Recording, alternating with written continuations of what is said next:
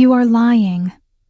The words echoed through the grand hall of Crimson Thorn Keep, bouncing off ancient stone walls that had witnessed 1,000 judgments, but none quite like this. Cassandra Vale stood in the center of the circular chamber, her hands trembling at her sides as hundreds of eyes bore into her with contempt, disgust, and something far worse: pity. She could feel the weight of their stares like physical blows, each one a reminder that she did not belong here, that she never had, that a lowly Omega translator had no right to stand before the royal council and speak words that could shatter kingdoms.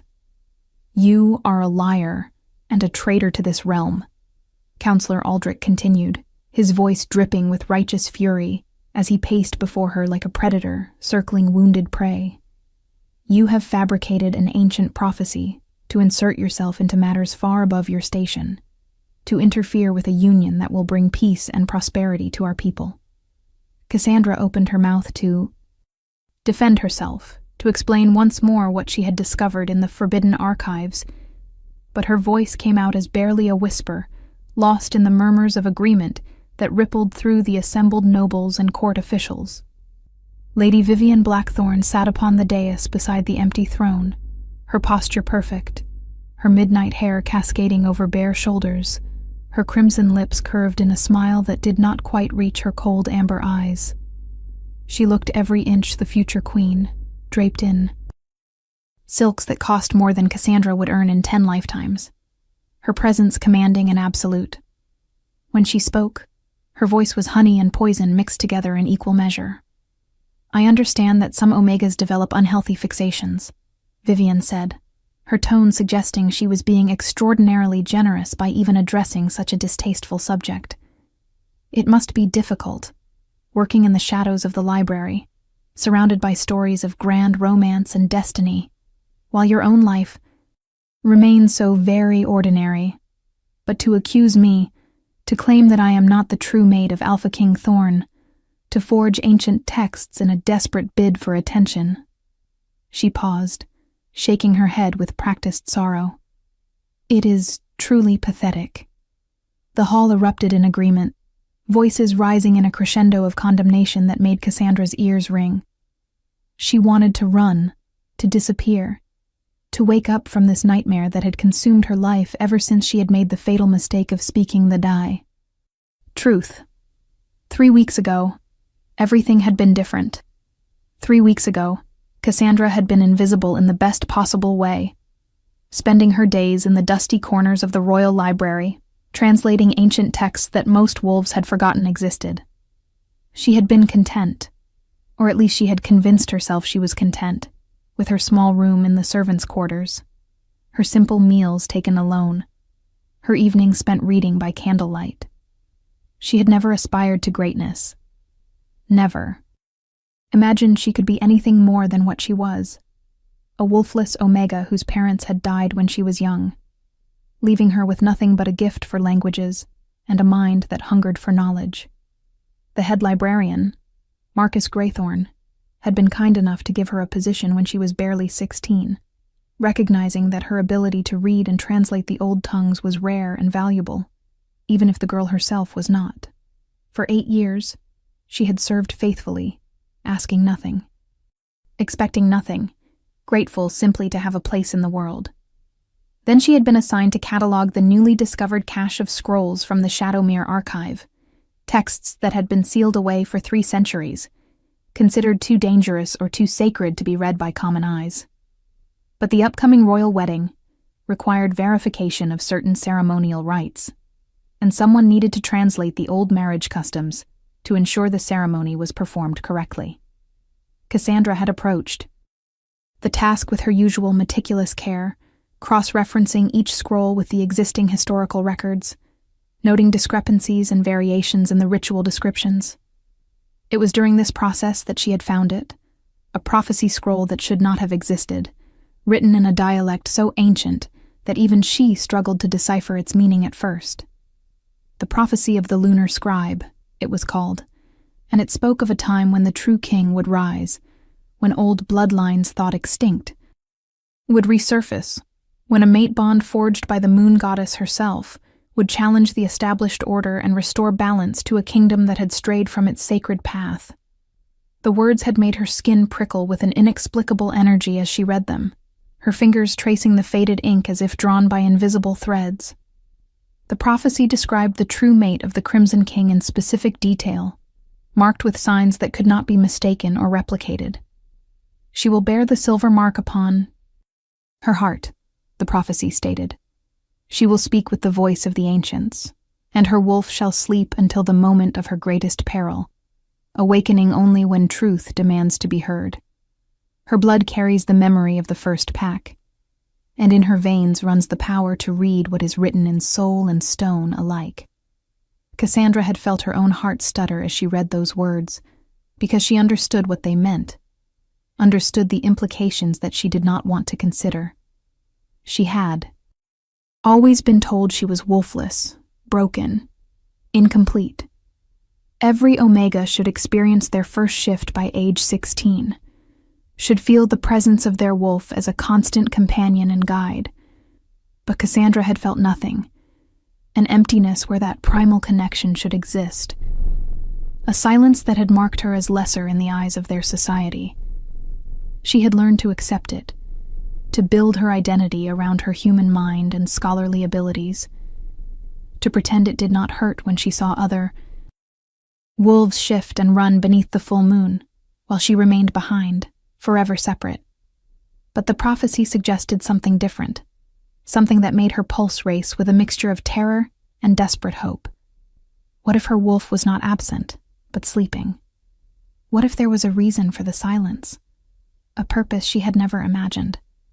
She had tried to dismiss the thought, to focus on the other details of the prophecy, but then she had read the description of the false mate, the one who would seek to claim the throne through deception and political maneuvering, a daughter of shadow who wears the face of nobility, who commands loyalty through fear and manipulation, whose bond with the king is forged not by destiny but by design. The words had sent ice through Cassandra's veins, because she had seen Lady Vivian Blackthorne at court functions, had observed from the servants' corridors as the noblewoman charmed and schemed her way into the Alpha King's confidence. There had always been something off about their courtship, something that did not align with the stories of true mate bonds that Cassandra had read in countless texts. True mates were supposed to recognize each other instantly, to feel a pull that transcended reason and choice. But King Thorn and Lady Vivian's relationship had developed slowly, strategically, announced only after months of political negotiations between their families. The king had never seemed particularly passionate about his intended bride, never displayed the possessive devotion that characterized genuine mate bonds. He had simply accepted the arrangement with the same cool pragmatism he applied to all matters of state. Cassandra had told herself it was not her place to question, that perhaps royal bonds were different, that she was reading too much into ancient fairy tales, while ignoring the political realities of their world.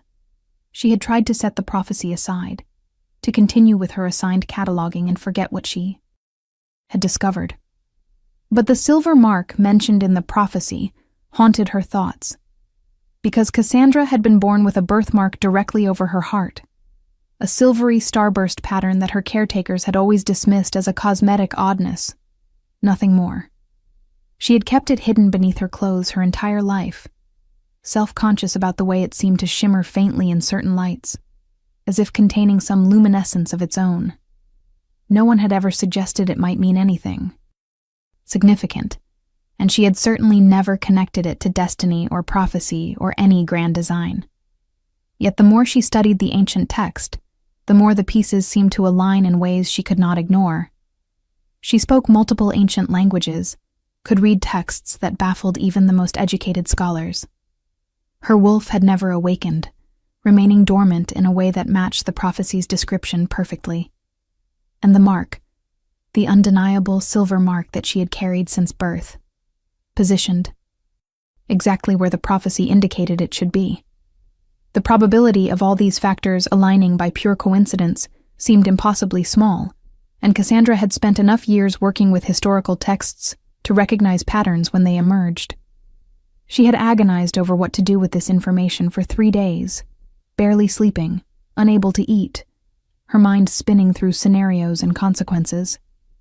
If she was wrong, if she was simply a delusional Omega projecting meaning onto random coincidences, then speaking up would only bring ridicule and punishment upon herself.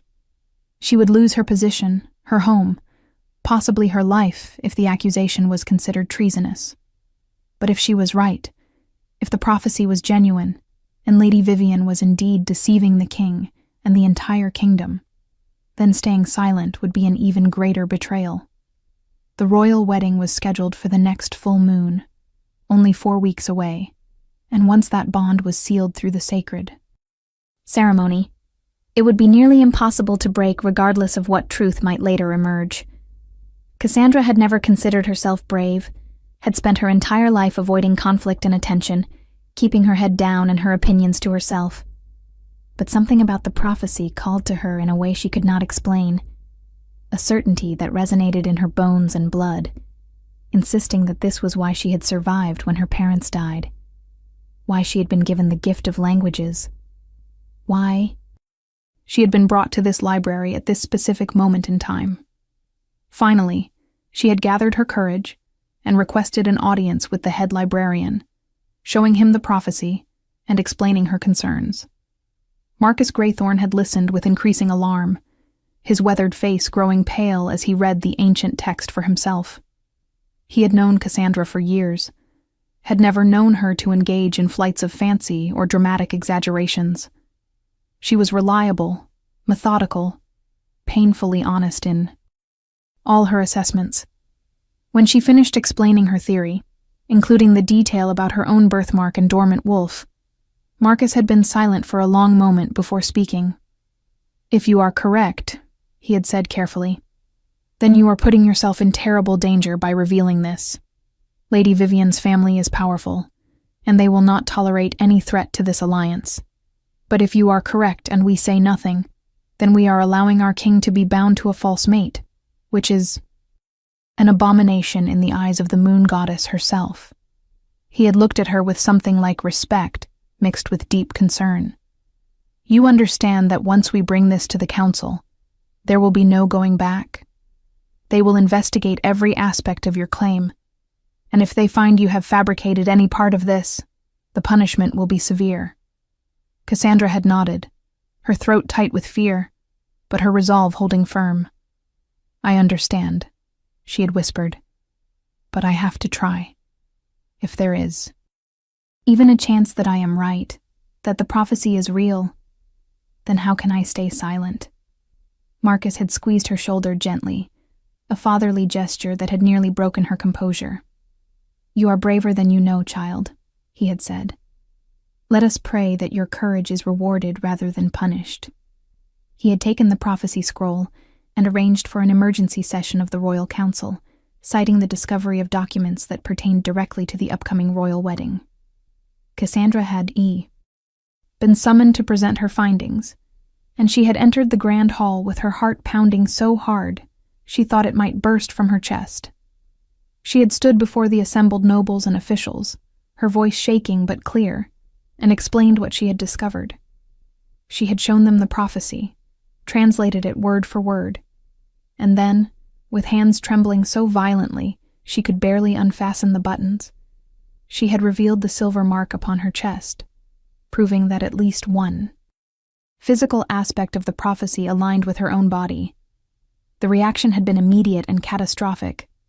Before she could even finish her presentation, Lady Vivian had risen from her seat with perfectly calculated outrage, her voice ringing through the hall as she denounced Cassandra as a liar and a fraud. "This is absurd," Vivian had declared, her amber eyes flashing with fury that seemed entirely genuine to those who did not know how skilled she was at manipulation. "This Omega has clearly developed an obsession with King Thorn, and has fabricated this entire prophecy to insert herself into his life. The silver mark she claims is prophetic, is nothing more than a common birthmark, and her inability to shift is a defect, not some mystical sign of hidden power. I have medical records from the royal healer himself confirming that Cassandra Vale is completely wolfless, a genetic failure that occurs in approximately 1 out of every 1,000 wolves. She is using ancient superstition and deliberately vague prophetic language to prey upon our traditions and disrupt a union that has taken years to negotiate. The council members had looked from Vivienne to Cassandra, and in their eyes, she had seen their decision already made. Who would they believe? A respected noblewoman from one of the most powerful families in the realm, or a nobody Omega who worked in the library's dusty corners? Counselor Aldrich had demanded to examine the prophecy scroll himself, and he had done so with a team of experts who were, Cassandra later learned, personally selected by Lady Vivian's family. After 2 days of analysis, they had returned with their verdict. The scroll was genuine in terms of age and origin, but the translation Cassandra provided was questionable and possibly deliberately distorted to suit her own narrative. They claimed that the ancient dialect was ambiguous, that many of the phrases she had interpreted as specific prophetic signs could just as easily be read as metaphorical or symbolic language common in texts from that era. Without a true linguistic expert to verify her translation, they said, the prophecy proved nothing except that Cassandra was willing to manipulate sacred texts for her own purposes. She had tried to defend her work, to explain that she had cross-referenced every word with multiple historical sources, that her translation was as accurate as any scholar could make it. But her protests had been drowned out by the growing chorus of condemnation from the nobles, who saw her claims as an attack on their political interests and social order. If you are enjoying this story, do not forget to leave a like and subscribe to the channel for more emotional stories like this one. Lady Vivian had played her role perfectly throughout the ordeal, never appearing vindictive or cruel, always maintaining an air of hurt dignity and patient tolerance. She had even suggested with apparent compassion that perhaps Cassandra was not malicious but simply mentally unwell, suffering from delusions brought on by years of isolation and loneliness. We should not punish the poor girl too harshly, Vivian had said to the council, her voice dripping with false kindness. She is clearly disturbed and needs help, not imprisonment. Perhaps a period of rehabilitation in the Southern Territories, far from court, where she cannot cause further disruption. It had been a masterful move, positioning herself as merciful and understanding, while simultaneously ensuring that Cassandra would be exiled and silenced. Her credibility destroyed so thoroughly that no one would ever take her seriously again. But there had been others on the council who were less forgiving, who saw Cassandra's actions as treason that demanded a harsher response. She has accused our future queen of deception, one elder had argued. She has attempted to sabotage a royal wedding that represents the culmination of decades of diplomatic effort. This is not mere delusion. This is an act of sedition that threatens the stability of our entire kingdom. She should be executed as an example to any other malcontents who might think to disrupt the natural order with fabricated prophecies and wild accusations. The word execution had sent terror shooting through Cassandra's body, her knees nearly buckling as she realized the full extent of the danger she had placed herself in. She had thought the worst that could happen would be losing her position and being sent away in disgrace. She had not truly considered that they might kill her for speaking the truth, or what she believed to be the truth. Marcus had tried to defend her, had vouched for her character and scholarship, but even his support had counted for little against the united front of noble families who had too much invested in the Blackthorn alliance to allow some Omega translator to derail their plans. For 2 weeks, Cassandra had been held in the palace dungeons, while the council debated her fate. 2 weeks of cold stone walls and darkness broken only by the flickering torches that cast dancing shadows across her cell. She had plenty of time to question every decision that had led her to this moment, to wonder if she had been catastrophically wrong about everything, if her interpretation of the prophecy had been nothing more than wishful thinking combined with scholarly hubris. Perhaps she truly was delusional, as Lady Vivian suggested. Perhaps she had spent so many years reading stories about destiny and chosen ones that she had convinced herself she was part of such a narrative when the reality was far more mundane. She was just a broken Omega with a birthmark, and no wolf. Nothing special, nothing important, certainly not the subject of ancient prophecies. The isolation had been crushing, but worse than the loneliness had been the crushing weight of self-doubt that had settled over her like a suffocating blanket. Every hour in that cell had eroded her. Certainty a little more, until she could barely remember why she had been so convinced in the first place. Finally, this morning, she had been dragged from her cell and brought before the full council for final judgment. The grand hall had been packed with spectators, nobles and servants alike, crowding in to witness the fate of the Omega, who had dared to challenge Lady Vivian Blackthorne. Cassandra had been forced to stand in the center of the room, while charges were read against her. Fabrication of religious texts, defamation of a noble personage, sedition and attempted sabotage of a royal union, each accusation more damning than the last. She had stopped trying to defend herself after the first few attempts, realizing that nothing she said would change the outcome. The decision had been made before she ever entered the hall, and this trial was merely a formality, a public spectacle designed to validate what had already been determined in private chambers where she had no voice and no advocate. Now, as Counselor Aldrich prepared to pronounce her sentence, Cassandra felt a strange sense of calm settle over her exhausted mind. She had done what she believed was right, had spoken truth as she understood it, and if that truth was going to cost her everything, then at least she would face the consequences with whatever dignity she could muster. Cassandra Vale, Aldrich intoned, his voice formal and final. You have been found guilty of all charges brought against you. Your actions have brought shame upon yourself and threatened the peace of this realm. You have slandered our future queen and attempted to deceive this council with fabricated prophecies. Such crimes cannot be tolerated, and so it is the judgment of this council that you shall be executed at dawn tomorrow, your body burned so that no trace of your deception remains to poison future generations. The words hit her like physical blows, but Cassandra kept her chin raised, refusing to give them the satisfaction of seeing her break completely. If she was going to die, she would do so standing tall, not cowering and begging for mercy that would never come. The hall erupted in approving murmurs, nobles nodding to each other with satisfaction, pleased that justice was being served and order maintained. Lady Vivian pressed a delicate hand to her throat as if overcome with emotion, playing the role of the wronged victim with practiced perfection. Only Marcus looked stricken, his face gray with grief and helpless fury, but even he could not speak against a unanimous council decision. Then, cutting through the noise like a blade through silk, a single word rang out with such authority that every voice in the hall fell instantly silent. Wait.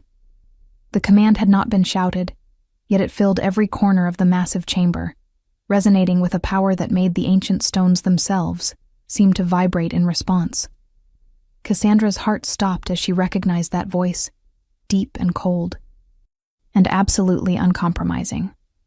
Alpha King Thorn Ashford had not been present for most of the trial, occupied with matters of state that apparently took precedence over the fate of one insignificant Omega. His absence had been noted, but not questioned, as the king often delegated such proceedings to his council, trusting their judgment on matters that did not directly concern the crown. But he was here now, and the weight of his presence was like gravity suddenly intensifying, pulling every eye, and every thought toward the figure who emerged from the shadows at the back of the hall. Thorn Ashford was not a man who needed to announce himself or demand attention. He commanded both simply by existing, by moving through space with the lethal grace of a born predator who had never encountered anything he could not dominate or destroy. He stood well over 6 feet tall, his frame packed with muscle that spoke of both brutal training and genetic superiority, his features carved from granite. And shadow, beautiful in the way that dangerous things are beautiful. His eyes were the pale silver of moonlight on snow, cold and assessing, missing nothing as they swept across the assembled crowd. His dark hair was longer than current fashion dictated, falling past his collar in waves that he clearly could not be bothered to tame. He wore black, as he almost always did, simple clothing that cost a fortune in its tailoring and fabric, but bore no ornamentation or unnecessary decoration. He did. not need symbols of his power because he was power, absolute and undeniable, the alpha king of the most feared pack in the known world. Cassandra had seen him before, of course, brief glimpses as he passed through the palace corridors or presided over formal ceremonies. But she had never been this close to him, had never felt the full weight of his attention directed anywhere near her vicinity. Now, as he walked toward the center of the hall with measured steps that echoed in the sudden silence, she felt her breath catch in her throat for reasons that had nothing to do with fear.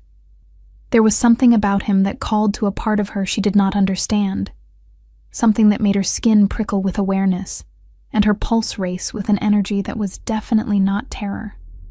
She had never reacted to anyone this way before, had assumed that her wolfless state meant she was immune to the primal attractions that governed normal wolves' lives.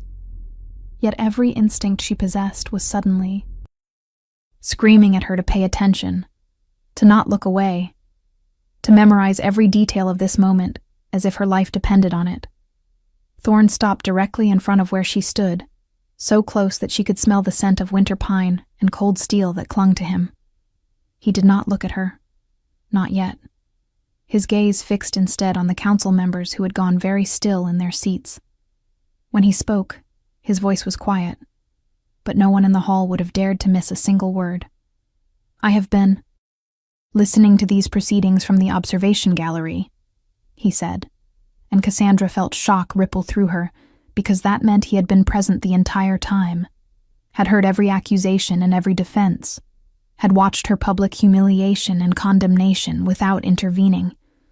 "I have heard the charges brought against this woman, and I have heard the evidence presented to support those charges.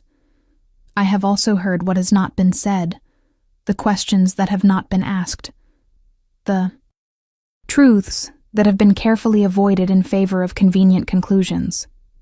His pale eyes moved across the council like a blade seeking vulnerable points. "Tell me, Counselor Aldrich, did you personally verify the translation of the prophecy scroll? Or did you merely accept the assessment of experts selected by parties who had a vested interest in discrediting Miss Vale's interpretation?" Aldrich shifted uncomfortably in his seat, clearly not expecting to be questioned by the king on this matter. "Your Majesty, we followed standard protocol for authenticating ancient texts. The experts we consulted are highly respected scholars in their fields." Thorn's expression did not change, but something about his stillness became more dangerous. "That is not what I asked. I asked if you personally verified the translation, if you read the ancient text yourself, and confirmed that Miss Vale's interpretation was incorrect." Aldrich's face flushed slightly. "I do not have the linguistic expertise to translate such old dialects, Your Majesty. That is why we rely on experts." Thorn nodded slowly, as if this answer confirmed something he already knew. "So you condemned this woman to death based on the opinions of scholars chosen by the very people she accused of deception, without independent verification, without allowing her the opportunity to defend her work before neutral parties, without even considering the possibility that perhaps her translation was accurate and the political inconvenience it represented was the real motivation for its rejection." The hall had gone so quiet that Cassandra could hear her own heartbeat thundering in her ears. She stared at the king's profile, unable to process what was happening, unable to understand why he was suddenly questioning the council's decision after remaining silent for so long.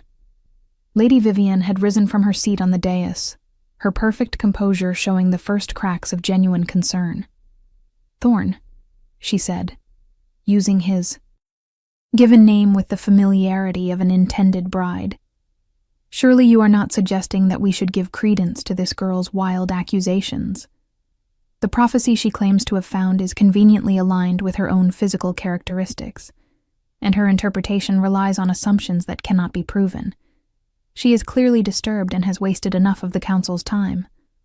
Thorn finally turned to look at Vivian, and Cassandra saw something flicker in his pale eyes that might have been contempt, there and gone so quickly she could not be certain.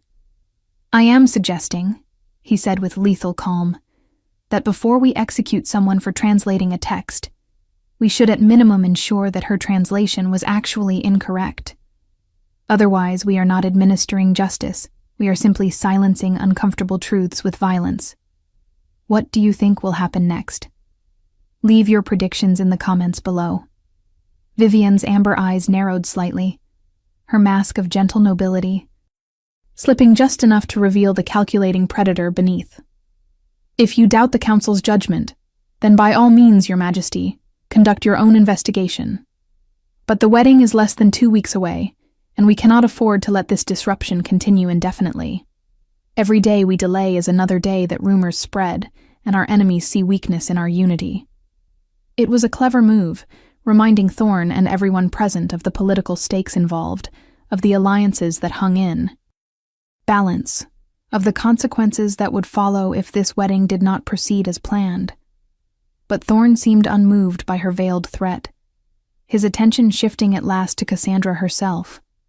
When those silver eyes locked onto hers, the impact was like lightning striking directly into her chest, sending shockwaves through her entire system. For a moment, neither of them moved, neither looked away, and Cassandra felt something shift in the air between them, something that made her skin flush hot, and her lungs struggle to draw breath. "Miss Vale," Thorn said, and hearing her name in his voice did strange things to her equilibrium.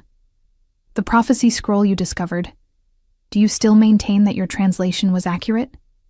Cassandra's throat was so dry she had to swallow twice before she could speak. "Yes, Your Majesty," she managed, her voice hoarse from disuse and emotion. "I cross-referenced every phrase with at least 3 historical sources.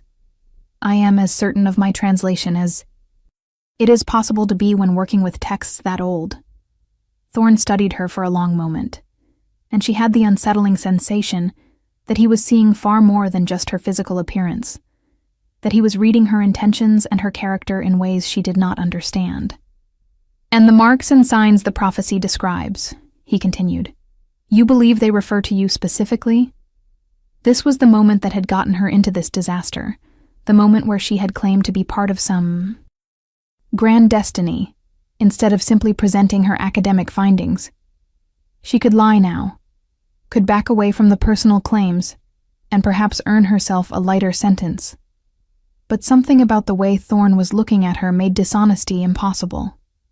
"I do not know for certain," she said carefully. "I only know that the physical markers described in the prophecy match characteristics I possess. The silver mark over my heart, the ability to read ancient languages, the dormant wolf that has never awakened. Any one of those could be coincidence, but all of them together seemed significant enough to warrant investigation." It was the most honest answer she could give, acknowledging both the evidence and her uncertainty. Thorn's expression remained unreadable, but he gave a slight nod as if her response satisfied him in some way. "And if you were proven wrong?" he asked quietly. "If it was determined definitively that the prophecy does not refer to you, that your interpretation was, mistaken, would you accept that judgment?" Cassandra felt tears prick at her eyes, because she was so tired of fighting, so exhausted from maintaining certainty in the face of overwhelming opposition. "Yes, Your Majesty," she whispered. "I never wanted to cause disruption or make myself important. I only wanted to ensure the truth was known. If I am wrong, then I will accept the consequences of my error." Something in Thorn's face softened almost imperceptibly, a subtle relaxation around his eyes that might have been approval or perhaps respect. He turned back to the council, and when he spoke, his voice carried the weight of absolute command. "The execution is suspended indefinitely," he declared, and shocked murmurs erupted throughout the hall. "Miss Vale will be remanded to secure quarters in the palace proper, not the dungeons, where she will be treated with the dignity appropriate to someone whose fate has not yet been determined. I will personally examine the prophecy scroll and verify the translation myself. If her interpretation is proven accurate, then the implications must be seriously considered, regardless of how politically inconvenient they may be. If her interpretation is proven false, then appropriate punishment will be determined at that time. But we will not kill someone for the crime of literacy and scholarship. Not in my kingdom." not while I still draw breath." The pronouncement sent shockwaves through the assembled nobles, and Vivian's carefully maintained composure finally cracked completely. "Thorn, this is madness," she hissed, abandoning all pretense of formality. "You are allowing this Omega to manipulate you with ancient superstitions and convenient coincidences. She is playing on your sense of honor and justice to delay our wedding and create doubt where none should exist. Can you not see what she is doing?" Thorn looked at Vivian with an expression that was colder than winter frost. "What I see," he said softly, "is that you are very concerned about a wedding date when what we should be concerned about is truth. If you are indeed my true mate as you claim, if our bond is genuine and blessed by the moon goddess, then a few days' delay while we verify these matters should not threaten what is meant to be eternal. Unless, of course, there is some reason you fear a thorough examination of the prophecy's claims." The accusation was subtle, but unmistakable, and Vivian's face flushed with fury that she could no longer disguise as righteous indignation. "I fear nothing," she snapped, "but I will not stand here and watch you dishonor our engagement and insult my family because some delusional Omega told you pretty lies wrapped in archaic language." Thorn's eyes flashed with something dangerous, his alpha power rippling through the hall in a wave that made every wolf present instinctively lower their gaze in submission. "You will watch your tone when addressing your king," he said, each word precise and cutting. "And you will remember that our engagement is a political arrangement, not a sacred bond, until such time as it is formally sealed through ceremony. I have the right and the responsibility to ensure that I am making decisions based on truth, rather than convenience or pressure. If you cannot accept that, then perhaps we should reconsider whether this union is appropriate at all." The threat was clear, and Vivian visibly struggled to control her reaction, her hands clenching into fists at her sides before she forced herself to relax and adopt a more conciliatory expression. "Of course, Your Majesty," she said, her voice dripping with barely suppressed rage, disguised as humble acceptance. "I simply worry that you are being taken advantage of by someone who has shown herself willing to lie and manipulate to achieve her goals. But if you believe this investigation is necessary, then I will support your decision, as any loyal mate should." Thorn dismissed her words with a slight nod, clearly done with the conversation. He turned to the guards who had been standing ready to escort Cassandra back to her cell. "Take Miss Vale to the East Wing guest quarters. She is to be provided with clean clothes, adequate food, and anything else she requires for her comfort. She is not to be treated as a prisoner unless she attempts to flee, which I do not believe she will." His eyes found Cassandra's again, and she saw something in their silver depths that might have been a promise or perhaps a warning. "I will send for you tomorrow morning to begin examining the prophecy together. Until then, rest and recover your strength. You have been through an ordeal, and you will need your clarity of mind for what comes next." Cassandra could only nod, too overwhelmed to form words, too shocked by this sudden reversal of fortune to fully process what it meant. The guards moved to flank her, but their touch was gentle now rather than rough, their attitudes transformed by the king's clear directive. As she was led from the hall, she felt hundreds of eyes boring into her back, felt the weight of speculation and confusion and anger following her departure. The East Wing guest quarters turned out to be a suite of rooms that were more luxurious than anywhere Cassandra had ever stayed in her entire life. There was a bedroom with a massive 4-poster bed draped in silk, a sitting room with comfortable chairs arranged before a fireplace, and a bathing chamber with a copper tub, large enough to drown in. Servants appeared almost immediately, bringing fresh clothes in soft fabrics that felt like clouds against her skin after weeks in rough prison garb, carrying trays of food that made her stomach clench with sudden ravenous hunger.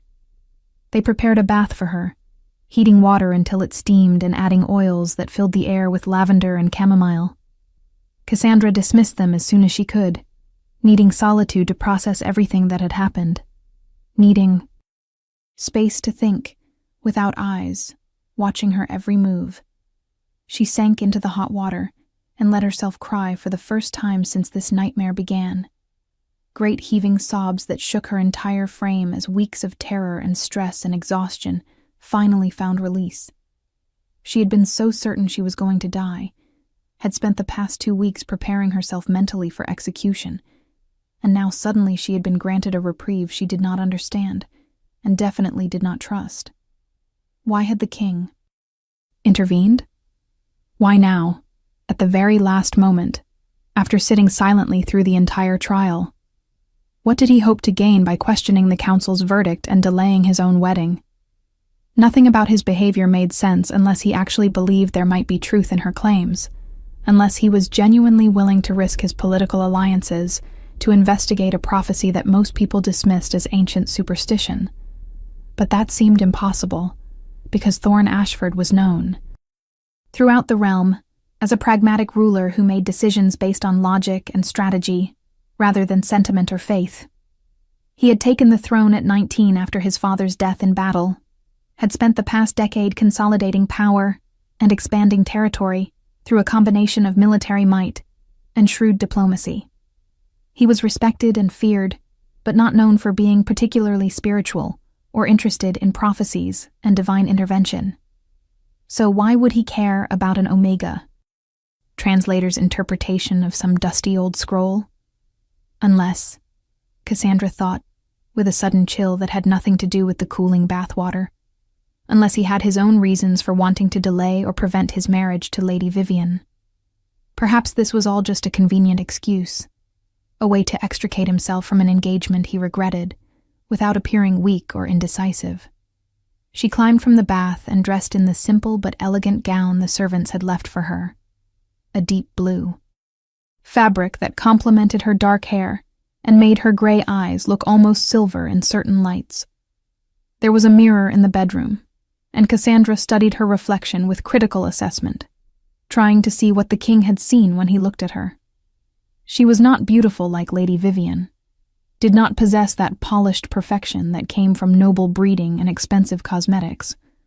Her face was too thin, her features too sharp, her body too angular from years of inadequate meals and long hours spent hunched over books. The silver birthmark over her heart was visible above the gown's neckline, the starburst pattern catching the lamplight in ways that almost made it seem to glow from within. She touched it gently, feeling the slightly raised texture beneath her fingertips, wondering for the 1,000th time what it really meant, if it meant anything at all.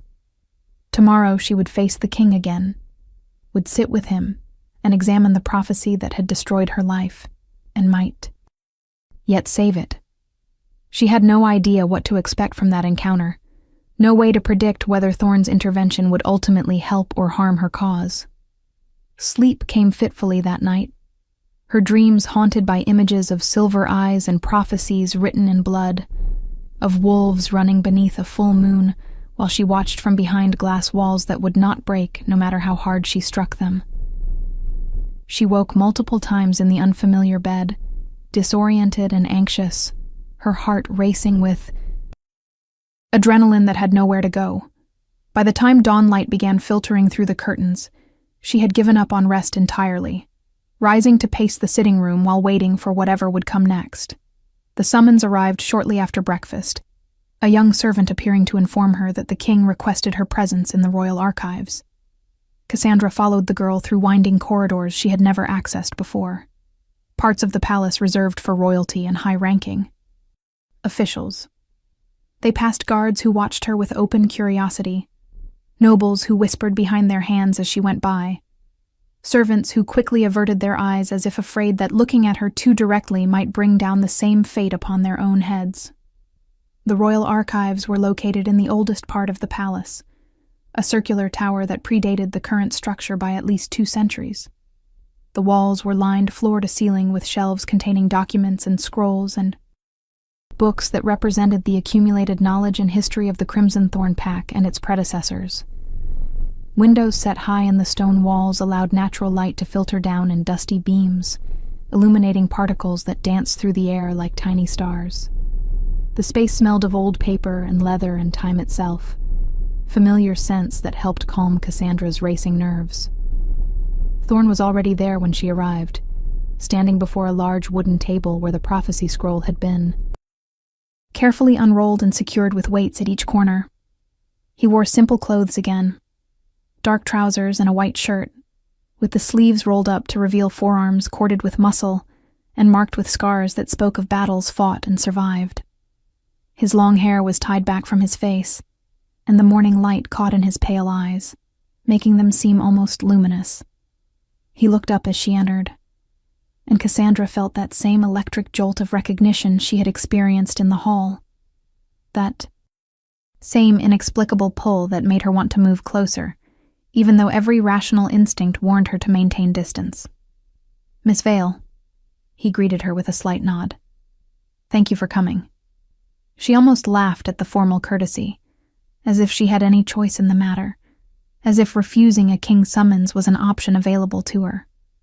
"Your Majesty," she responded, moving toward the table but stopping several feet away, uncertain of the proper protocol for this situation. Thorn gestured toward the scroll. "I spent most of last night studying this text," he said without preamble. "Your translation is accurate.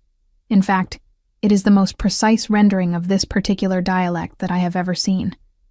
Whoever taught you the old tongues did exceptional work." Cassandra felt her knees go weak with relief and validation, because for weeks she had been told she was wrong, had been made to doubt her own expertise and skill. Hearing confirmation from someone she had not realized, understood ancient languages, was like oxygen after drowning.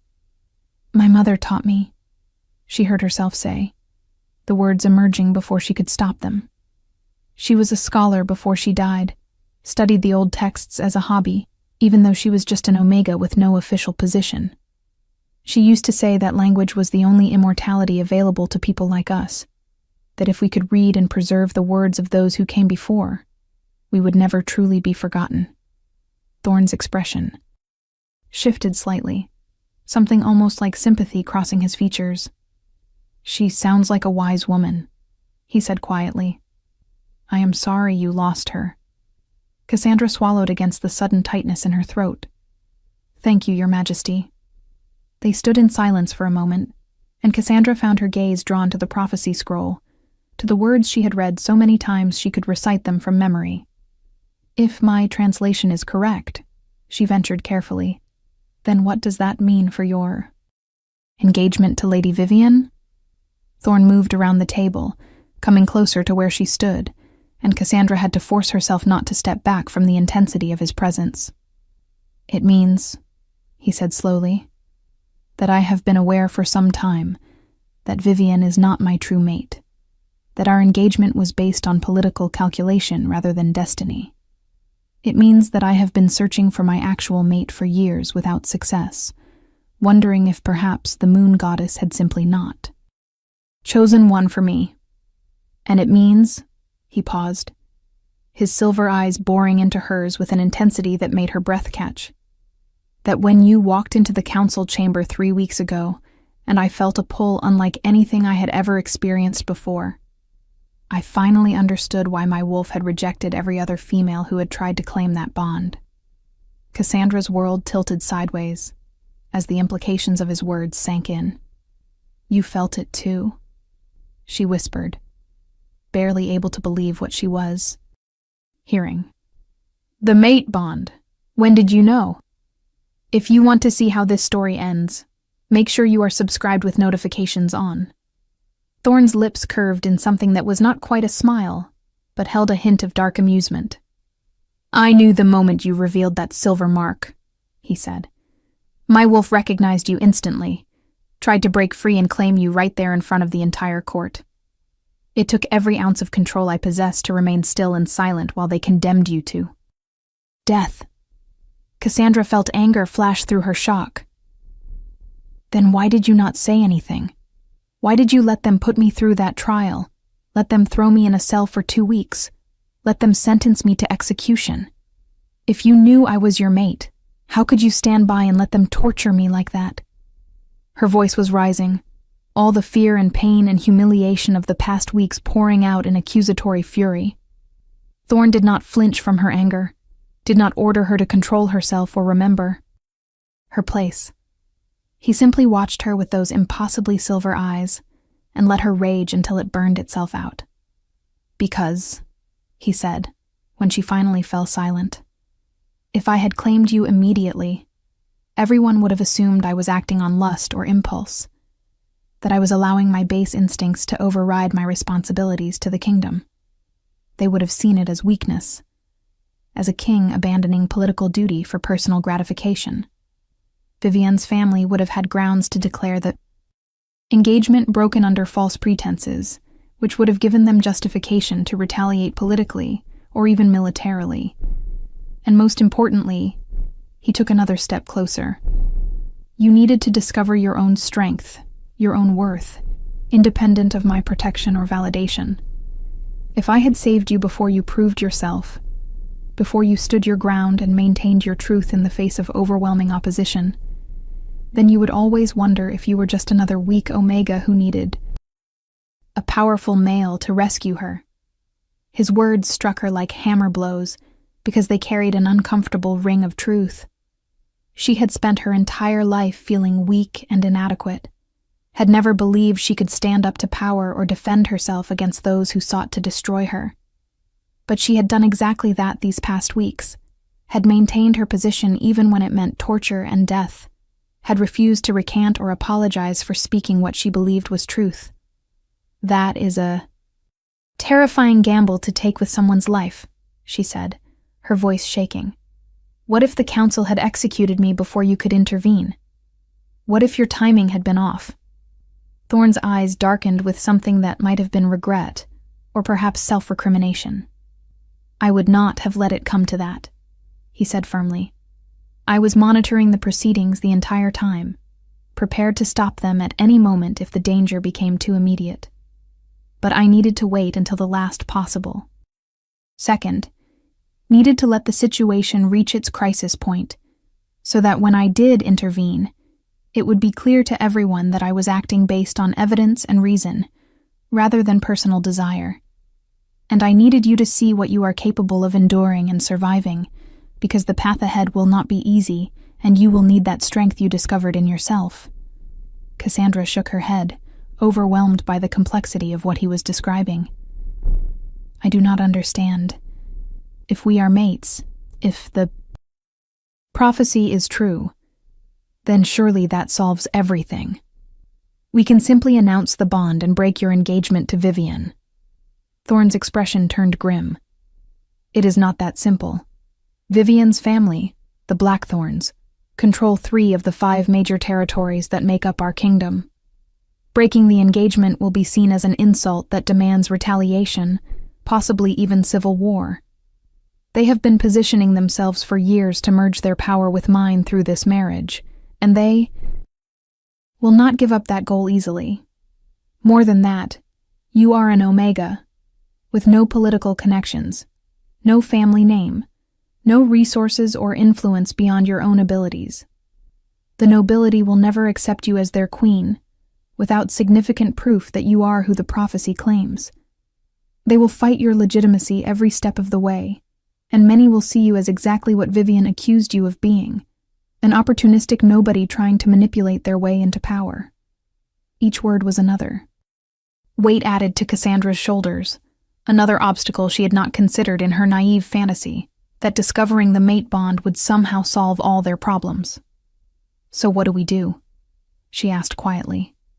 "How do we prove the prophecy without starting a war?" Thorne reached out slowly, giving her time to pull away if she wanted, and gently touched the silver mark above her heart. The contact sent electricity shooting through her entire body, her skin igniting where his fingers rested, against the shimmering pattern. "The prophecy states that your wolf will awaken in your moment of greatest peril," he said, his voice gone rough with an emotion she could not name. "It also states that when you awaken, you will bear abilities that mark you as descended from the lunar scribes, an ancient bloodline of wolves who served as the moon goddess's voice among our people. If we can trigger your awakening, if we can prove beyond doubt that you carry this sacred heritage, then even the Blackthorns will be forced to acknowledge your legitimacy. No one can argue with the direct intervention of the moon goddess herself. Cassandra felt fear clench in her stomach. My moment of greatest peril. You mean I have to nearly die in order to prove I am your mate? Thorn's hand moved from the mark to cup her face, his touch gentle despite the calluses roughening his palm. The trial you just endured should have been enough, he said softly. The fact that your wolf did not emerge when you were sentenced to execution suggests that perhaps physical danger is not the trigger the prophecy refers to. Perhaps your greatest peril is something else entirely, something we have not yet identified. Cassandra leaned into his touch without thinking, her body responding to him in ways her conscious mind had not given permission for. What if my wolf never awakens? What if I truly am just broken, and all of this is some cosmic joke designed to torture us both? Thorn's thumb brushed across her cheekbone, wiping away a tear she had not realized was falling. Then we will find another way, he said with absolute conviction. Because you are mine, Cassandra Vale, and I do not abandon what belongs to me. Whether your wolf sleeps forever or awakens tomorrow, whether the nobility accepts you or fights us every step of the way, you are my mate, and I will not let you go.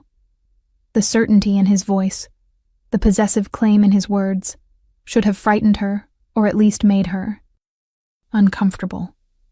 But instead, Cassandra felt something in her chest unlock, some frozen place deep inside beginning to thaw under the heat of his regard. I am terrified, she admitted. I have spent my whole life trying to stay invisible, to avoid attention and conflict. And now I am at the center of a political crisis that could tear apart a kingdom. I do not know how to be what you need me to be. Thorn smiled then, a real smile that transformed his harsh features into something almost beautiful. You do not need to be anything other than what you already are, he said. Strong enough to stand up for truth even when it costs you everything. Smart enough to read languages that scholars with decades of experience cannot decipher. Brave enough to face your own execution without breaking. That is what I need, Cassandra. Not some perfectly polished political asset, but a woman who cannot be intimidated or bought or broken by the games others play. Before she could respond, before she could process the enormity of what he was offering, the door to the archives burst open with enough force to slam against the stone wall. Lady Vivian stood in the doorway, her perfect composure completely shattered, her amber eyes blazing with fury as she took in the scene before her. Thorn standing far too close to Cassandra, his hands still cupping her face, their postures intimate in a way that spoke of connection and trust. For a moment, no one moved, the tableau frozen as if time itself had stopped to witness this confrontation. Then Vivian laughed, a harsh sound without humor. How convenient, she said, her voice dripping with venom. The king discovers his true mate exactly when his political engagement becomes inconvenient. Tell me, Thorn, did you plan this? Did you find some pathetic Omega desperate enough to play along with your scheme so you could break our agreement without taking responsibility for your own cowardice? Thorn dropped his hand from Cassandra's face and turned to face Vivienne fully, his expression gone cold and remote. Careful, Vivienne. You are very close to saying things that cannot be unsaid. But Vivienne was past caring about consequences, past maintaining the careful mask she had worn for so long. Unsaid? Everything should be said. Let us finally be honest about what this is. You never wanted to marry me, never felt the bond you claimed to feel, never intended to honor the agreements our families made. You have been looking for any excuse to escape, and this Omega, with her convenient prophecy and her tragic story, gave you the perfect out. Well, I will not make it easy for you. She stepped into the room, and Cassandra saw something dangerous in her movements, something predatory that had always been there but hidden beneath layers of civility and charm. I have spent 5 years positioning myself to be your queen. 5 years enduring your coldness and your distance and your complete lack of genuine affection. 5 years investing everything my family has into this alliance, and I will not let it be destroyed by some nobody who thinks she can translate her way into a crown." Cassandra found her voice, surprised by how steady it sounded when her insides were churning with fear. "I never wanted a crown," she said quietly. "I never wanted any of this. I only wanted to tell the truth about what I found." Vivian's eyes snapped to her, filled with such hatred that Cassandra actually took a step back. "Truth?" Vivian spat. "You would not recognize truth if it bit you. You are a liar and a manipulator who saw an opportunity and took it. Do you really think anyone will believe that you just happened to find a prophecy that perfectly describes you? That you just happened to bring it forward weeks before the royal wedding? You orchestrated this entire situation to trap the king, and I will not let you succeed." Thorn moved between them, putting his body physically between Vivian's rage and Cassandra's vulnerability. "Enough," he said, his alpha power rolling through the word with enough force to make even Vivian flinch. "You will not speak to my mate with such disrespect." The words hung in the air like a declaration of war. Vivian went very still, her face draining of color as the full implications sank in. "Your mate," she repeated slowly. "You acknowledge her claim. You are breaking our engagement based on the word of an Omega translator and some ancient scroll that may or may not be legitimate." Thorn nodded once, his expression implacable. "I am. The bond between Cassandra and myself is real and undeniable. You felt it yourself when you walked in, felt the connection that exists between true mates. You know that what you and I had was nothing compared to this, that our engagement was always a political arrangement rather than a bond blessed by the moon goddess. I am sorry for the disappointment this causes your family, and I am willing to discuss alternative alliances that might satisfy their interests. But I will not marry you, Vivian. Not now, not ever." Vivian's hands clenched into fists at her sides, her entire body vibrating with barely controlled fury. "You will regret this," she said, her voice low and deadly. "My family will not accept this insult. We have allies, armies, resources you cannot afford to fight while maintaining your hold on the other territories. If you do this, if you choose this worthless Omega over the alliance we built, then you will face consequences you cannot imagine." Thorn's expression did not change, his stance remaining relaxed despite the threat implicit in Vivian's words.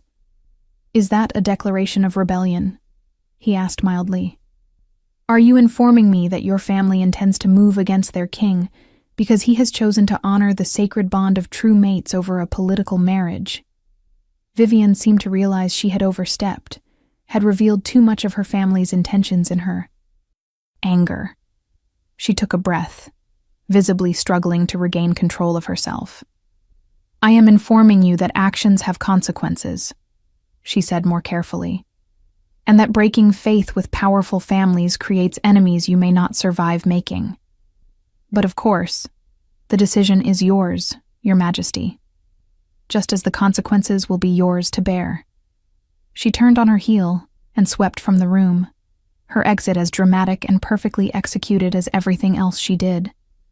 The silence she left behind was heavy with unspoken fears and uncertain futures. Cassandra sank into a nearby chair, her legs no longer willing to support her weight.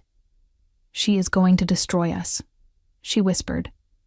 "Her family will use this as justification for rebellion, and there will be civil war, and people will die because I could not keep my mouth shut about a prophecy that may be nothing more than wishful thinking." Thorn knelt in front of her chair, taking both her hands in his much larger ones. "Look at me," he commanded gently. When she raised her eyes to meet his, she saw no doubt there, no regret, or second thoughts. "What we have is real. The bond between us is real. And yes, there will be conflict and danger ahead, but there would have been conflict regardless. Vivian's family was always going to move against me eventually, wedding or no wedding. They see the throne as something they can control through marriage, and when they realized I would never be the puppet king they hoped for, they would. have found another excuse to challenge my authority. At least this way, I face that conflict with my true mate by my side, rather than bound to a woman who would have poisoned me the moment I was no longer useful to her ambitions. Cassandra stared at him, shocked by the casual way he spoke of potential assassination. You believe she would have killed you. Thorne's smile was grim. I know she would have. I have been collecting evidence of her family's treasonous activities for the past 2 years, waiting for the right moment to act. Finding you, discovering the prophecy, it simply accelerated my timeline and gave me a legitimate reason to break the engagement that does not look like cold political calculation. The moon goddess has given us a gift, Cassandra. A way to fight our enemies while standing on moral and spiritual high ground that they cannot easily challenge. We need to accept that gift and use it, not waste time agonizing over whether we deserve it. His words made a certain brutal sense, and Cassandra realized that she had been thinking of this entire situation from the perspective of a powerless Omega who had stumbled into events beyond her control. But Thorne had never been powerless, had been maneuvering and planning long before she entered the picture. She was not disrupting his life so much as providing him with a tool he needed to execute plans already in motion. What happens now? She asked. What is the next step in this grand strategy? Thorne rose and pulled her to her feet, keeping her hands clasped in his. Now we trigger your awakening. The prophecy says your wolf will emerge in your moment of greatest peril, and I think I understand what that means. Your greatest fear is not death. You have already proven you can face that with courage. Your greatest fear is vulnerability, opening yourself to connection and trust, allowing someone to matter enough that they can hurt you. You have spent your life keeping walls around your heart, because everyone you ever loved abandoned you through death or indifference. But the mate bond requires complete vulnerability, requires you to lower those walls and let someone in so deeply that they become part of your soul. That is your greatest peril, Cassandra. Not physical danger, but emotional exposure. And I think your wolf will awaken the moment you truly accept what exists between us, the moment you stop fighting the bond and let yourself fall. Cassandra felt her breath quicken. Because he was right. He was absolutely right, and she hated how clearly he saw through her defenses. And if I cannot do that? If I am too damaged or too scared to let you in? Thorne leaned forward until his forehead rested against hers, until they shared breath and space and the thundering rhythm of 2 hearts that were learning to beat as one. Then we will find another way, he murmured. But I do not think you are damaged, and I do not think you are too scared. I think you are one of the bravest people I have ever met, and you have simply been waiting for someone worth the risk of opening your heart. Let me be that person, Cassandra. Let me prove that I will not abandon you or betray you, or use you as everyone else in your life has done. Trust me with your truth, all of it, every broken piece and every secret fear. And I swear to you I will guard it more carefully than I guard my crown. The words broke something open inside her, some final defense crumbling under the weight of his sincerity and the undeniable pull of the mate bond that had been trying to draw them together since the moment they met. Cassandra felt tears streaming down her face as she let herself acknowledge what she had been fighting so hard to deny. I am terrified of losing you, she admitted in a broken whisper. I am terrified that this is real and that it matters, and that someday you will realize I am not worth the trouble I bring, and you will leave just like everyone else has left and I do not. Think I can survive that? Thorne's arms came around her, pulling her against his chest, and Cassandra felt the steady thunder of his heartbeat against her cheek. I am not going anywhere, he said fiercely. You are mine, and I am yours, and nothing and no one will ever change that. Not Vivian, not her family's armies, not the entire kingdom rising in rebellion. I have waited my whole life to find you, and now that I have, I would burn the world to ashes before I let anyone take you from me. The possessive intensity in his words should have frightened her, but instead it felt like safety, like coming home after a lifetime of wandering. Cassandra let herself sink into his embrace, let herself believe for the first time that maybe she could have this, that maybe she was allowed to want something for herself instead of simply accepting whatever scraps the world decided to throw her way. And as she made that decision, as she consciously lowered the walls she had spent years building and let Thorn's presence flood into the empty spaces of her heart, she felt something shift deep inside her chest. It started as a flutter, like wings unfolding after a long sleep, then grew into a surge of energy that raced through her veins like liquid fire. Her eyes snapped open, and she gasped as light exploded behind her vision, silver and white and impossibly bright. Thorn's grip on her tightened as her body began to tremble, his voice urgent in her ear. "That is it. Do not fight it. Let her. Wake!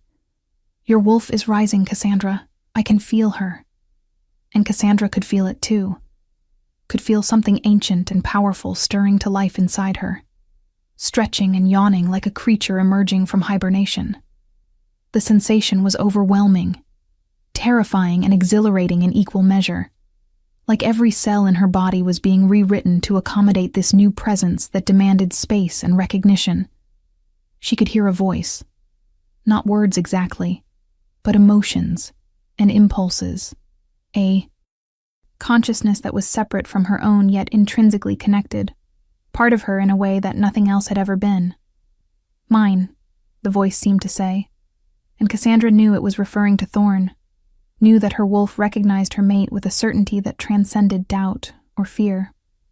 The silver mark on her chest began to glow, not metaphorically, but actually emit light, the starburst pattern blazing so brightly that it was visible through the fabric of her dress. Cassandra cried out as power surged through her, different from anything she had ever felt, older and deeper than normal wolf magic. She could suddenly sense things she had never perceived before, could feel the flow of energy through the ancient stones of the palace, could hear echoes of conversations that had taken place centuries ago in this very room, could see overlapping images of past and present superimposed like transparent paintings. "The lunar scribe awakens," Thorn breathed, his voice filled with awe. "Cassandra, your eyes, they are silver, pure silver, just like the ancient texts describe."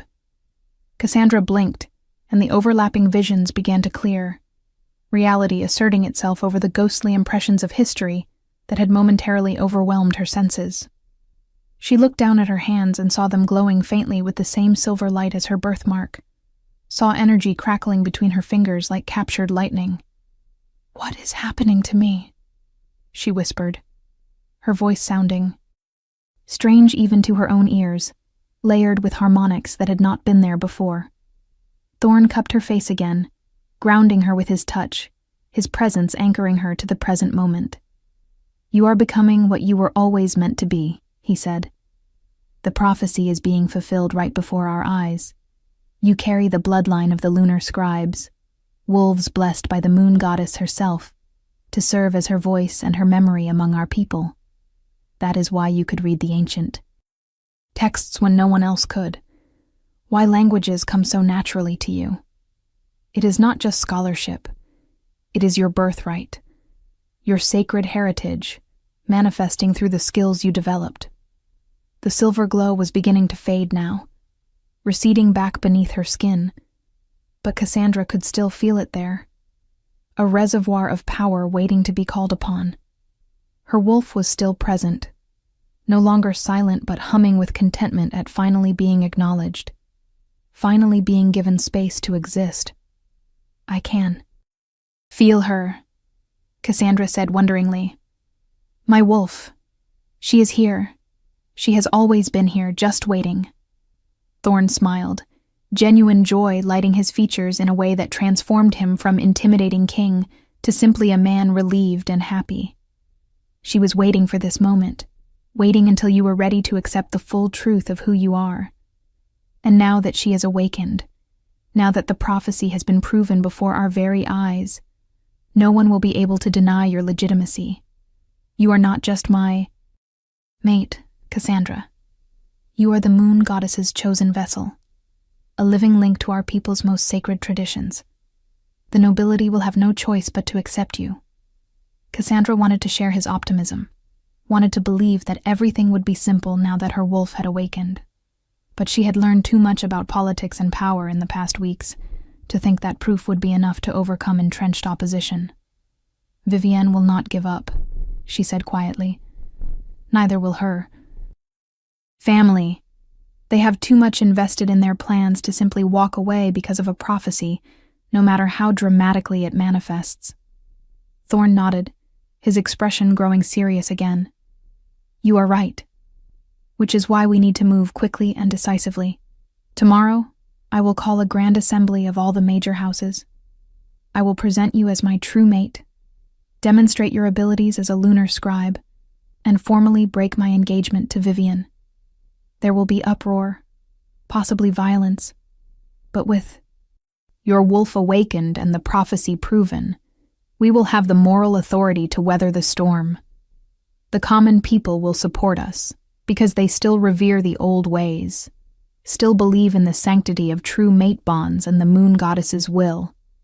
The Blackthorns may have military strength, but we will have popular legitimacy, and that matters more in the long term."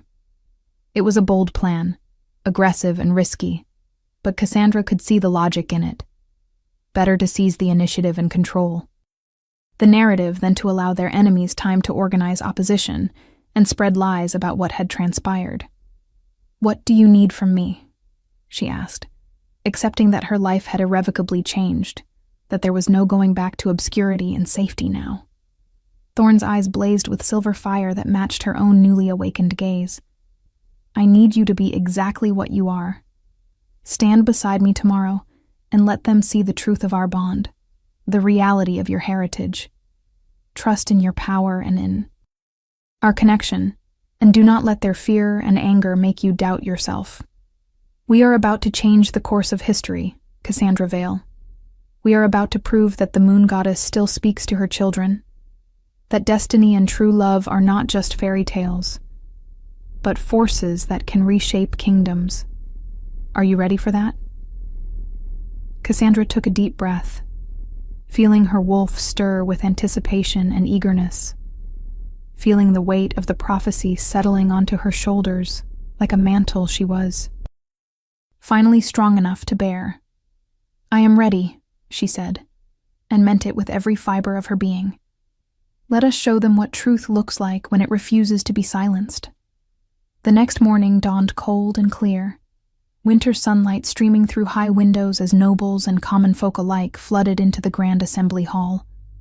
Word had spread through the palace, and beyond that, the king was calling an emergency gathering, and speculation ran wild about what could be important enough to demand such urgency. Cassandra stood in a preparation chamber adjacent to the main hall, dressed in a gown that Thorn had specially commissioned overnight. Deep midnight blue silk, embroidered with silver thread that seemed to capture and reflect light with every movement. Her dark hair had been left loose, cascading down her back in waves, and the only jewelry she wore was a simple silver pendant bearing the symbol of the lunar scribes, a crescent moon cradling a star. She could hear the murmur of hundreds of voices beyond the door, could feel the weight of their attention and judgment like a physical pressure against her skin. Her wolf paced inside her, restless and eager to prove herself. But Cassandra was still learning to navigate this new dual consciousness, still adjusting to the presence that now shared her mind and body. Thorn entered the chamber, and the sight of him stole her breath as it always did.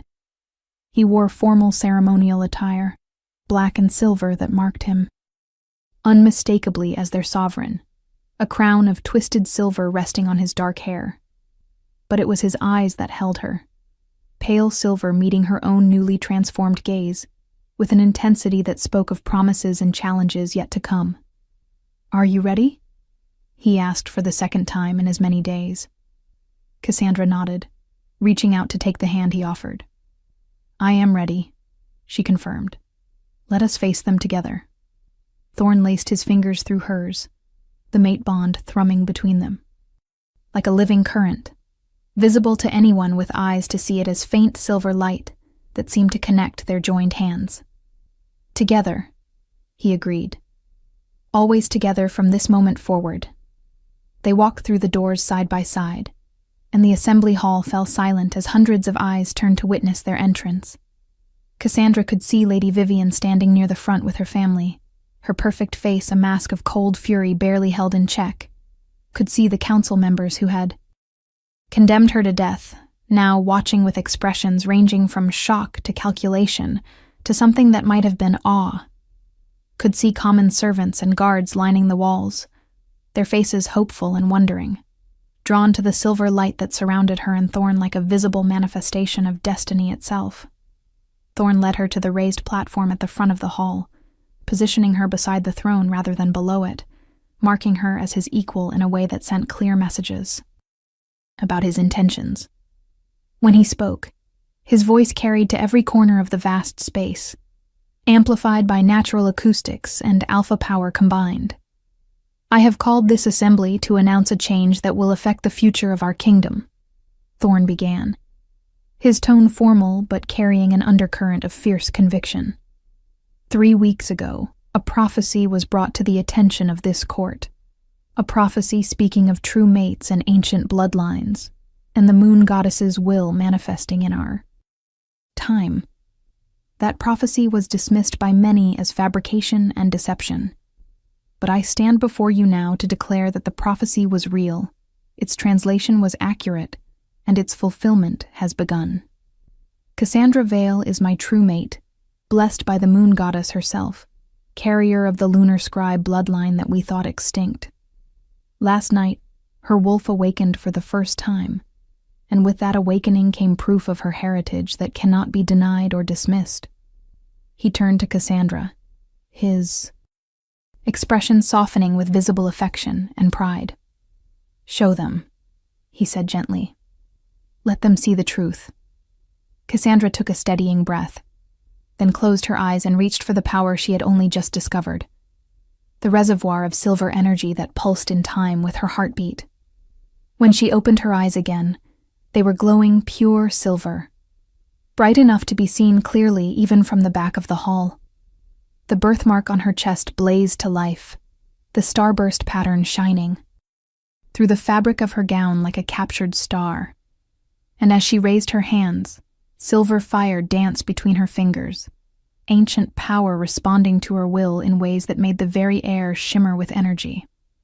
Gasps and murmurs rippled through the crowd, and Cassandra saw several of the older nobles sink to their knees, recognizing the signs of the lunar scribes from stories and legends passed down through generations. She let the power build for a moment longer, then spoke, and her voice emerged layered with harmonics that carried the weight of centuries, the voice of her ancestors speaking through her in a way that left no doubt about the legitimacy of her bloodline. "I am Cassandra Vale, last daughter of the lunar scribe line," she declared, and even she was awed by the resonance in her own words. "I bear the mark of the moon goddess and speak with the voice of the ancients. The prophecy that brought me to this moment is true and proven. Alpha King Thorn Ashford is my destined mate, chosen and blessed by powers older than any law or custom of this land. I stand before you not seeking glory or power, but to fulfill the purpose for which I was born, to stand beside my king and help guide this kingdom back to the sacred paths from which it has strayed." She let the silver light fade gradually, bringing her appearance back to normal, but the impact of that display would linger in every mind present. Thorn stepped forward, his hand finding hers once more, presenting a united front that radiated strength and certainty. "Therefore," he continued, "I am formally and irrevocably breaking my engagement to Lady Vivian Blackthorn. Our arrangement was based on political considerations that are now superseded by sacred law and divine will. I regret any disappointment this causes her family, but I will not dishonor the moon goddess by rejecting the mate she has chosen for me." The hall erupted in chaos, voices raised in shock and argument. Some supporting the king's decision, while others protested the insult to the Blackthorn family. Vivian herself looked like she wanted to murder someone, her composure finally shattered completely as she stared at Cassandra with undisguised hatred. But before she could speak, before anyone could organize their opposition into coherent argument, something unexpected happened. An elderly woman pushed through the crowd, her weathered face streaked with tears, her hands reaching toward Cassandra with desperate hope. "The lunar scribes have returned," she cried, her voice cracking with emotion. "The moon goddess has not abandoned us. Our prayers have been answered." And like a dam breaking, others began to move forward, common folk who had been standing at the edges of the hall, who had felt the pull of something sacred in Cassandra's display. They did not care about political alliances or noble family disputes. They cared that their goddess had sent them a sign, that the old magic they had been taught to revere was real and present, and standing before them in the form of a girl who had risen from nothing to stand beside their king. Within moments, Thorn and Cassandra were surrounded by people kneeling and reaching out to touch her gown, to feel some connection to the divine presence they sensed emanating from her. It was overwhelming and terrifying and humbling all at once, this outpouring of faith and hope from people who had so little reason to believe in either.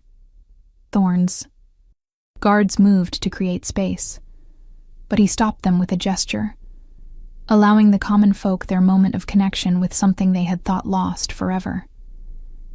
Cassandra felt tears streaming down her face as she looked into their hopeful eyes, as she understood for the first time the true weight of what she represented to these people. She was not just Thorn's mate, or even just a lunar scribe returned from legend. She was proof that the moon goddess still cared about her children, that power and destiny were not reserved solely for those born into noble families, that someone like them, someone small and overlooked and ordinary, could be chosen for extraordinary purpose. It was a message that resonated in the hearts of every commoner present, and their support swelled like a rising tide that would be impossible for any political maneuvering to overcome. Lady Vivian watched this scene with growing horror, realizing that she had lost not just her engagement, but the narrative itself.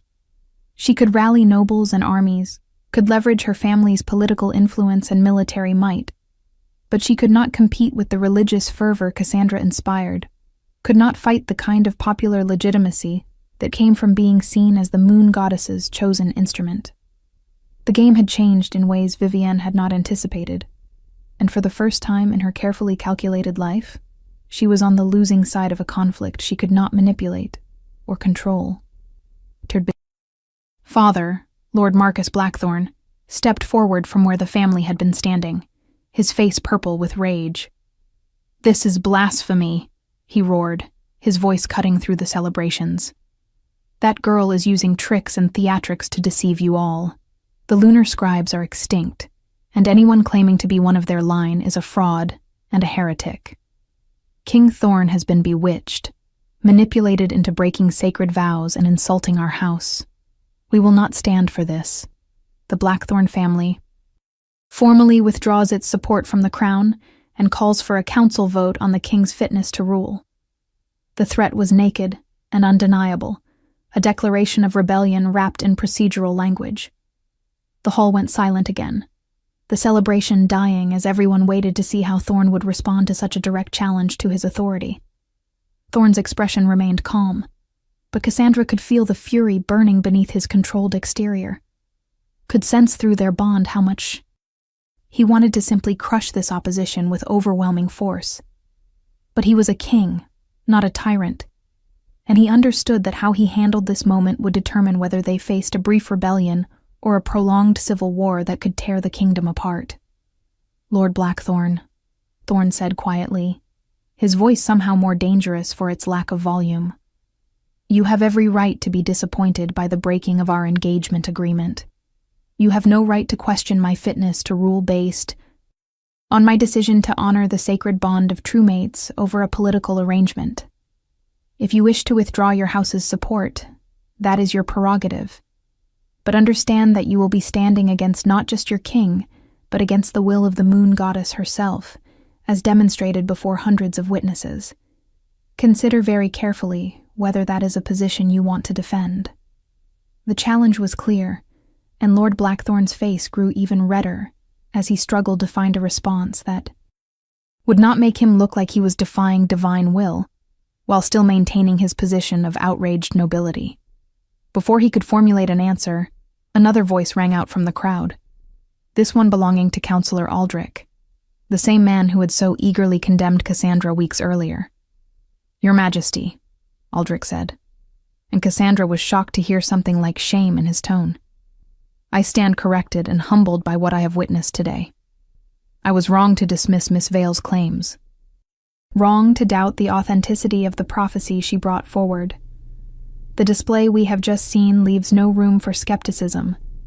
The lunar scribe line has indeed returned, and the mate bond between you is clearly genuine and blessed. I formally withdraw my support for the Blackthorn engagement and pledge my loyalty to whatever course the king and his mate choose to pursue." It was a stunning reversal, and the political calculus shifted immediately as other council members began to murmur agreement, distancing themselves from the Blackthorn's position now that the tide had clearly turned. Lord Blackthorn looked around at his crumbling support, at the nobles who were suddenly finding reasons to avoid his gaze, at the common folk who were staring at him with something like betrayal for his challenge to their goddess's will. He was a shrewd man, experienced in the games of power and politics, and he could recognize when a battle was lost before it began. With visible effort, he brought his fury under control and gave a stiff bow. "Perhaps I spoke in haste," he said through gritted teeth. "The breaking of an engagement is disappointing, but if the king has indeed found his true mate, then of course that bond must take precedence. The Blackthorn family congratulates you on this discovery, Your Majesty, and hopes that our long-standing alliance can continue despite this change in circumstances." It was a retreat disguised as gracious concession, and everyone present understood it as such. Vivian looked like she might be sick, her perfect plans destroyed in the span of a single morning, her chance at the crown slipping away, despite years of careful manipulation.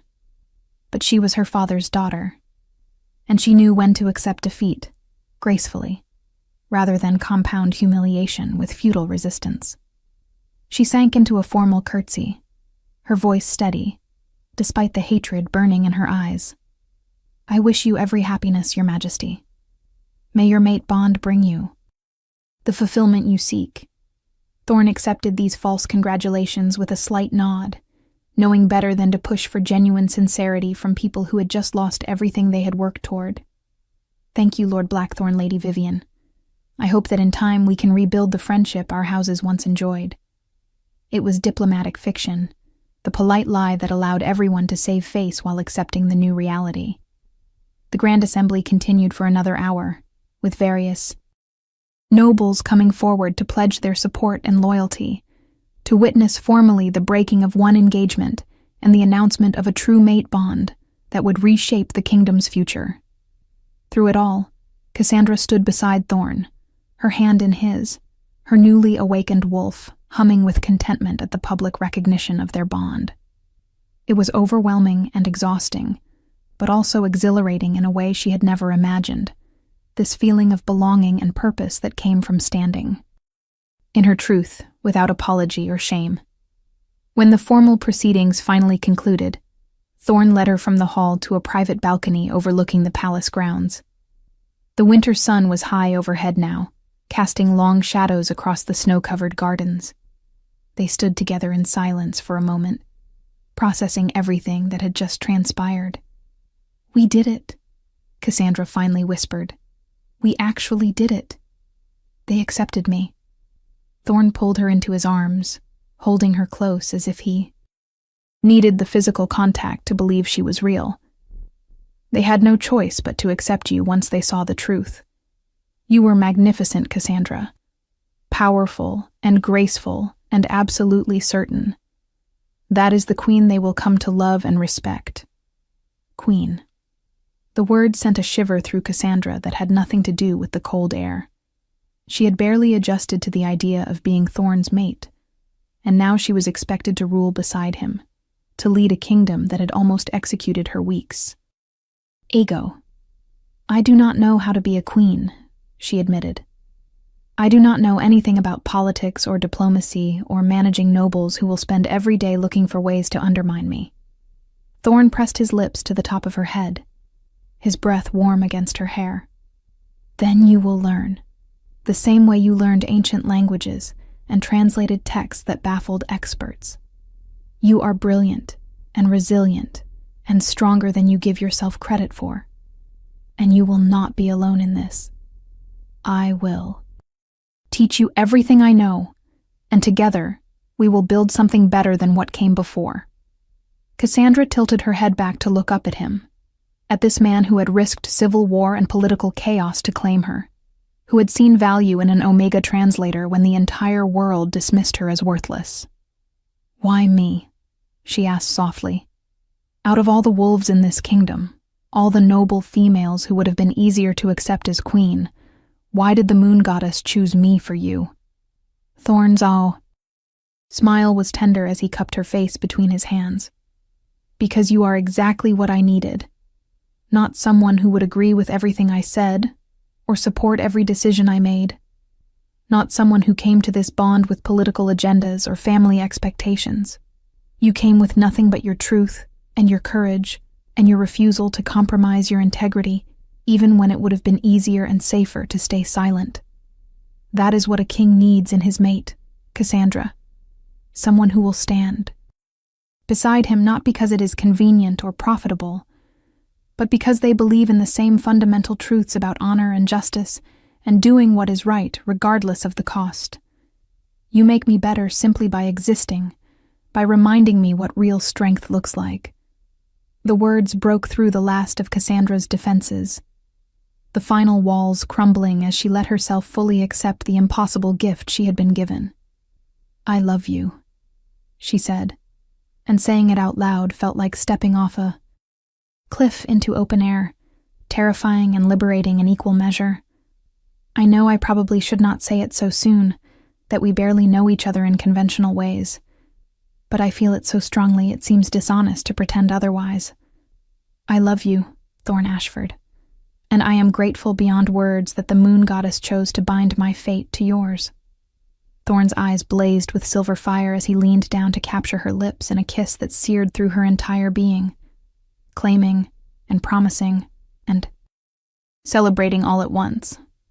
When they finally broke apart, both breathing heavily, he rested his forehead against hers. I love you too, he murmured. From the moment I saw you standing in that council chamber defending your truth against overwhelming opposition, I knew you were mine. My mate, my equal, my queen in every way that matters.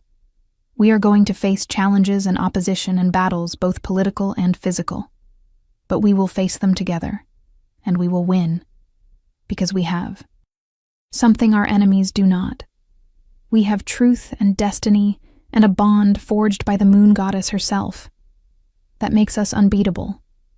Cassandra let herself believe him, let herself embrace the future he was describing with all its dangers and possibilities. Her wolf stirred with agreement and anticipation, eager to run and hunt and protect alongside her mate's wolf. The prophecy had been fulfilled, the mate bond acknowledged, her true heritage revealed to the world. Everything had changed in ways she could never have predicted when she first discovered that ancient scroll in the library's dusty corners. She was no longer invisible, no longer powerless, no longer the nobody Omega who existed on the margins of society. She was Cassandra Vale, lunar scribe, true mate to the Alpha King, future queen of Crimson Thorn, blessed by the moon goddess, and marked by destiny. It was terrifying and thrilling, and more than she had ever dared to dream. But as she stood on that balcony with Thorn's arms around her and her wolf singing with joy inside her chest, Cassandra finally understood that she was worthy of this story, had always been worthy even when the world told her otherwise. She had found her voice when they called her a liar, had stood firm when they tried to break her, had opened her heart when it would have been easier to stay hidden and safe. And in doing so, she had claimed not just a crown, but the right to write her own destiny, rather than accepting the limitations others tried to impose. The hall had fallen silent when the Alpha King spoke, but it was Cassandra's truth that had ultimately set them all free. If this story touched your heart, share it with someone who loves epic romance. Tell me in the comments, did you see this ending coming? As the sun climbed higher in the winter sky, Cassandra and Thorn stood together on that balcony, two souls bound by destiny and choice, ready to face whatever challenges the future would bring, knowing that as long as they stood together, nothing could truly break them. The prophecy was fulfilled, the mate bond sealed, and a new chapter in the kingdom's history had begun, written in silver light and unwavering truth. Proof that sometimes the most powerful magic is simply having the courage to believe in yourself when the entire world tells you that you are nothing. Cassandra Vale had been called a liar, but in the end, her truth had silenced them all.